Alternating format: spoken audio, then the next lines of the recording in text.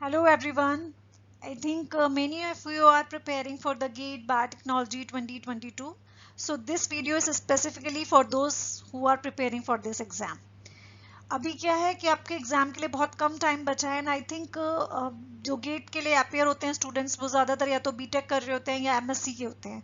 तो आप लोगों के माइंड में कहीं ना कहीं कंफ्यूजन आ रहा है. बहुत सारे स्टूडेंट्स पैनिक कर रहे हैं कि हम नहीं क्वालिफाई कर पाएंगे एग्जाम, हम अब नहीं हो पाएगा, इतना कम टाइम बचा है, अभी तक हमारी प्रिपरेशन नहीं हुई है.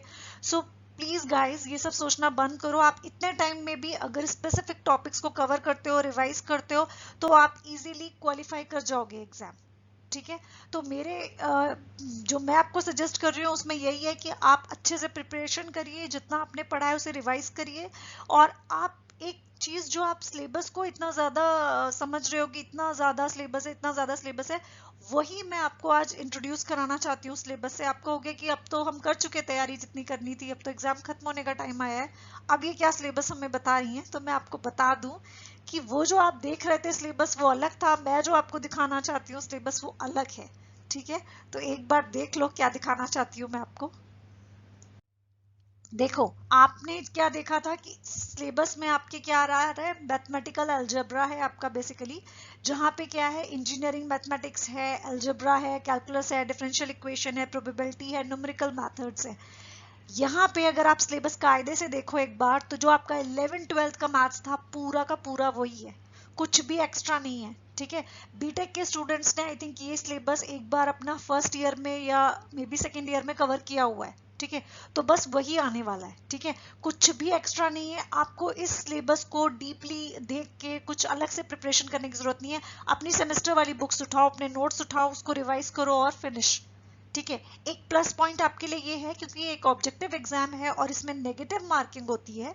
बट यहाँ पे क्या है कि जो आपके न्यूमेरिकल टाइप क्वेश्चंस होते हैं, मतलब बेसिकली आपके जो मैथ्स वाला पार्ट है, इस पार्ट का क्या है कि यहाँ पे आपको एक fill in the blank form में होता है. मतलब आप जो भी सॉल्व करते हो क्वेश्चंस ना, उन क्वेश्चंस में लास्ट में ब्लैंक होता है. मतलब आप अपनी जो भी वैल्यू आ रही है उसको वहां इंसर्ट कर सकते हो, टाइप कर सकते हो. टाइप का ऑप्शन आता है वहां पे, आप अपना कीबोर्ड ओपन करके वहां पे टाइप कर सकते हो.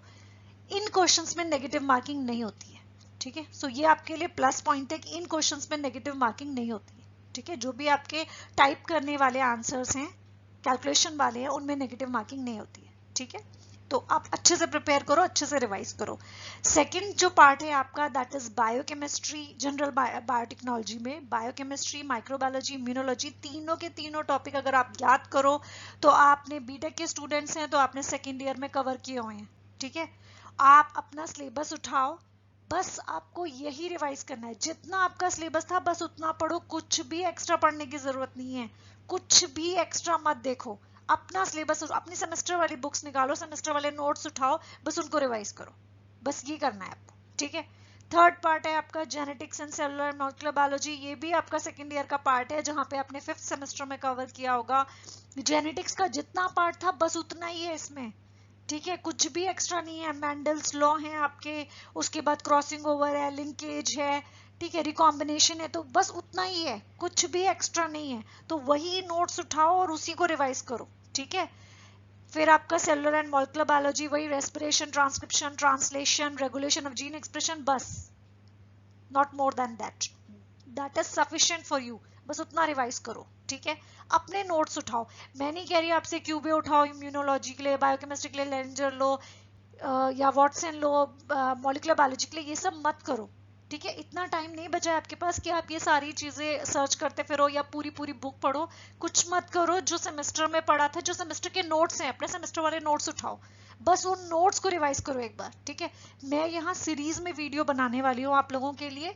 ये लास्ट मोमेंट सीरीज है. इसमें आपको केवल वो टॉपिक्स में कवर करने वाली हूँ जो क्वेश्चंस अगर आप प्रिपेयर कर रहे हो गेट के लिए, तो आपने एक चीज नोटिस की होगी, कुछ स्पेसिफिक टॉपिक्स हैं जिनको कि क्या है गेट रिपीट करता है.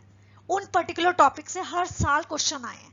ठीक है. तो मैं बस आपके संग वही करने वाली हूँ कि मैं आपको वो टॉपिक से इंट्रोड्यूस कराने वाली हूँ, एक स्ट्रैटेजी बनाने वाली हूँ कि किस तरीके से आपको क्वेश्चंस को अटेम्प्ट करना है, किस तरीके से ऑप्शंस को एलिमिनेट करना है. ठीक है. वो हम क्वेश्चंस जब देखेंगे नेक्स्ट वीडियोस में तो हम वहां पे कवर कर लेंगे.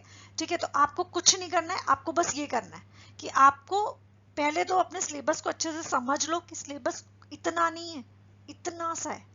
उसको एक बार देखो, कायदे से देखो, वो इस टाइम में भी कवर हो जाएगा। ये मत सोचो कि बहुत कम टाइम बचा है, ये टाइम बहुत है आपके लिए। करो तो एक बार ट्राई तो करके देखो आप लोग।